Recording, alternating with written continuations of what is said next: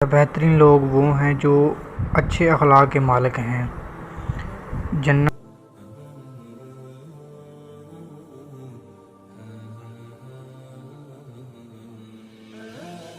तलवारों के साए में है।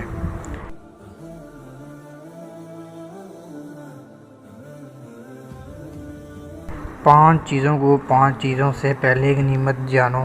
जवानी को बुढ़ापे से पहले, तंदुरुस्ती को बीमारी से पहले, मालदारी को फ़क्र से पहले, ज़िंदगी को मौत से पहले और फुर्सत को मसरूफ़ियत से पहले।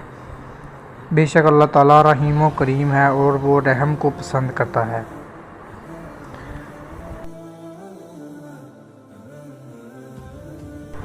अल्लाह इस पर रहम नहीं करता जो इसकी मखलूक पर रहम नहीं करता।